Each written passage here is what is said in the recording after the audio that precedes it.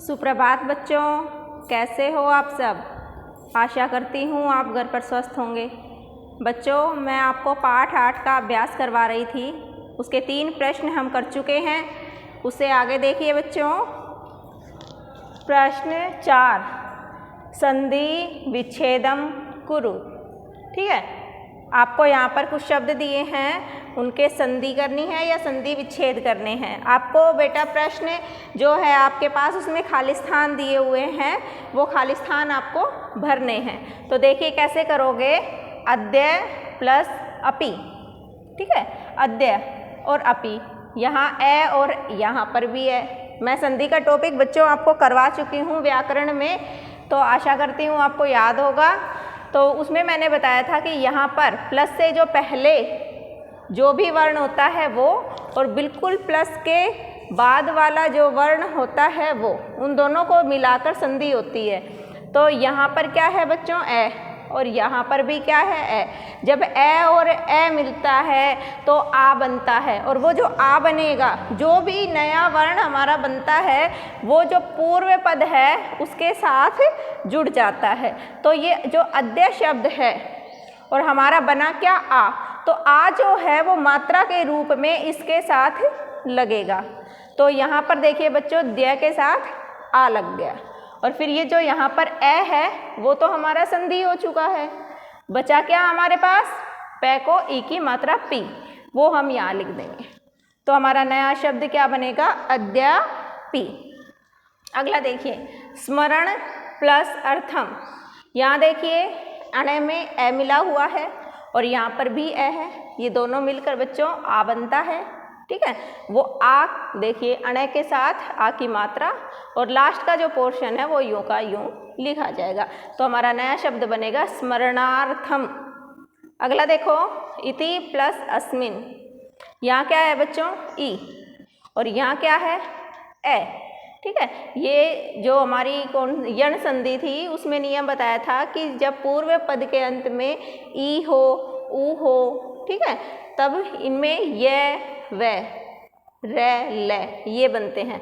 ई, ऊ, री और री, ये 4 वर्ण बताए थे हमने, ये यहाँ होते हैं, और बाद में भिन्न स्वर यहाँ होता है। तो हमारा ई को य हो जाता है, और ऊ को व हो जाता है, री को रे और री का ले बन जाता है।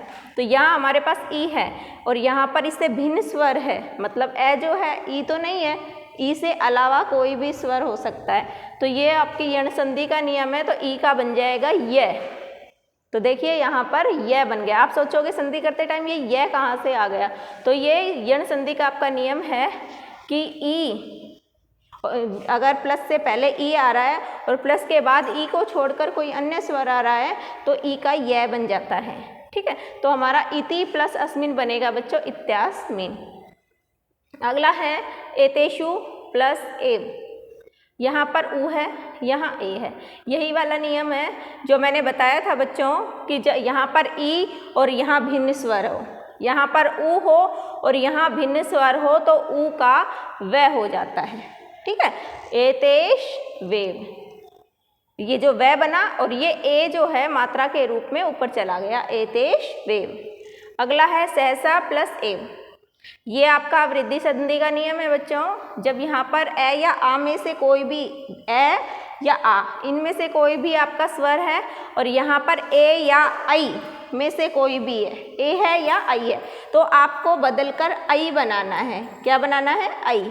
तो सहस, ठीक है, यह आ और ए की जब संधि हुई तो हमारा आई बन गया, तो वो आई की जो मात्रा है वो इस स के ऊपर चली गई और ये जो व बचा हमारा यहाँ इसके साथ आ गया। तो सहसा प्लस एव बन गया बच्चों हमारा सहसैव। तो ये बिल्कुल वही संधि है जो मैंने आपको संधि के टॉपिक में करवाई थी। तो सभी बच्चे इस टॉपिक को ध्यान से करेंगे। अगला प्रश्न है रिक्त स्थानानि पूरयत। रिक्त स्थान भरो। छात्राः पुस्तकानि गृहीत्वा विद्यालयं गच्छन्ति। अर्थ समझिए बच्चों, छात्राः ज़्यादा छात्र हैं यहाँ पर।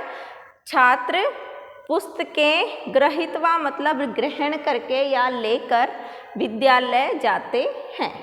अगला प्रश्न है, अगला वाक्य है मालाकारः पुष्पैः मालाः रचयन्ति।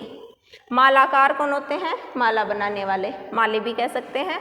तो जो माला बनाने वाले माली हैं वो पुष्पों से माला बनाते हैं। मम मनसि एका जिज्ञासा वर्तते। मम मतलब मेरे, मनसि मतलब मन में, एका मतलब एक, जिज्ञासा, जिज्ञासा होती है जानने की इच्छा, ठीक है। वर्तते मतलब है, मेरे मन में एक जिज्ञासा है या कोई चीज़ जानने की इच्छा है। अगला रमेश है मित्रैः सह विद्यालयं गच्छति। रमेश मित्रैः सह का मतलब है मित्रों के साथ, ठीक है। मित्रैः सह मित्रों के साथ विद्यालय जाता है। अगला वाक्य सहसा बालिका तत्र अहसत। सहसा मतलब अचानक, बालिका मतलब लड़की, तत्र मतलब वहाँ, अहसत मतलब हंसी या हंस पड़ी, दोनों में से कर सकते हैं हम। अचानक वहाँ पर लड़की या एक लड़की हंस पड़ी। यहाँ पर बच्चों आपका 5वां प्रश्न कंप्लीट हो गया है। अब 6ठा प्रश्न देखिए, पद निर्माणम कुरु। यहाँ पर आपको धातु दी है, ठीक है, और एक प्रत्यय दिया है, फिर उन दोनों को आपको जोड़कर नया शब्द बनाना है। तो देखिए आपकी धातु है क्री। कौन सी धातु है आपकी? पहली क्री। क्री में आपको प्रत्यय जोड़ना है बच्चों तुमुन। प्रत्यय तो आप लोगों को पता ही है कि किसी भी शब्द के साथ हम कोई शब्दांश पीछे जोड़ते हैं, ठीक है, तो एक नया शब्द बनता है, ठीक है। तो उस शब्दांश को, जो शब्दांश हम किसी भी शब्द के पीछे जोड़कर नया शब्द बनाते हैं, उस शब्दांश को हम प्रत्यय कहते हैं। तो धातु है बच्चों आपकी क्री और प्रत्यय क्या जोड़ना है? तुमुन प्रत्यय, ठीक है। तो नया शब्द बनेगा आपका कर्तुम। आगे देखिए ह्री शब्द है ह्री, उसमें भी तुमुन प्रत्यय जोड़ना है तो शब्द बनेगा हरतुम। अगला देखिए त्रि, तुमुन प्रत्यय ही जोड़ना है इसमें, तरतुम, करतुम, हरतुम, तरतुम। आगे देखिए नम नम है धातु आपकी, उसमें आपको कत्वा प्रत्यय जोड़ना है। तो नम के साथ जब हम कत्वा प्रत्यय जोड़ते हैं तो नया शब्द बनता है बच्चों नत्वा। आगे देखिए गम प्लस कत्वा, गत्वा। त्यज, त्यज प्लस कत्वा, त्यक्तवा। अगला है भुज प्लस कत्वा, भुक्तवा, ठीक है। अब है इसी में ही एक और थोड़ा सा टॉपिक है दूसरा, कि अभी तक तो हमने धातु में प्रत्यय जोड़े थे, लेकिन कुछ यहाँ पर शब्द ऐसे दिए गए हैं जिनमें धातु के आगे उपसर्ग भी जुड़ रहा है और पीछे प्रत्यय भी जुड़ रहा है, ठीक है। तो आपके पास धातु क्या है? गम, उसके साथ उपसर्ग क्या जुड़ रहा है? उप, ठीक है, और प्रत्यय क्या है? ल्यप। तो जब गम धातु के साथ उप उपसर्ग और ल्यप प्रत्यय जोड़ते हैं तो नया शब्द क्या बनता है हमारा? उपगम्य, उपगम्य। ल्यप प्रत्यय में लास्ट में आपका य रह जाता है, ठीक है, य। ऐसे ही सम पूज य कैसे बनेगा बच्चों? ये देखो मैं आधा है तो इसका कैसे बनेगा? आधा मैं लग गया, देखो ये रहा से मैं, ठीक है। यहाँ पूज भी देखो जय आधा है, पूज। और ल्यप प्रत्यय में क्या रह जाता है? मैंने बताया था ये रह जाता है, तो वो ये यहाँ लगाना है आपको, सम पूज ये। आगे आ नी ये आ जुड़ेगा, नी धातु जुड़ेगी और ल्यप प्रत्यय में क्या रह जाता है बच्चों? ये रह जाता है, तो ये लगाएंगे आ नी ये, आनी ये। प्र उपसर्ग हो गया, दा धातु हो गई और यहाँ पर ल्यप प्रत्यय में क्या बचा हमारा बच्चों? ये। तो प्र दा ये, तो नया शब्द क्या बना बच्चों? प्रदाय। तो यहाँ पर बच्चों आपका प्रश्न 6 कंप्लीट हो गया है। अब मैं नेक्स्ट क्वेश्चन आपको करा रही हूँ, ध्यान से समझना। तो बच्चों अगला प्रश्न देखिए, प्रश्न 7, कोष्ठकेषु दत्तेषु शब्देषु समुचितां विभक्तिं योजयित्वा रिक्तस्थानानि पूरयत्। अर्थ समझो बच्चों, कोष्ठक में आपको कुछ शब्द दिए गए हैं, ठीक है, वो आपको खाली स्थान में भरने हैं। उनकी सही विभक्ति कौन सी भरी जानी है? विभक्ति तो आपको पता ही है, रूप में करते हैं, प्रथमा, द्वितीया, तृतीया, चतुर्थी, पंचमी, ये सब विभक्ति में से यहाँ पर सही कौन सी विभक्ति यहाँ लगेगी, इस शब्द का या इसका, वो सही विभक्ति वाला शब्द यहाँ पर आपको भरना है।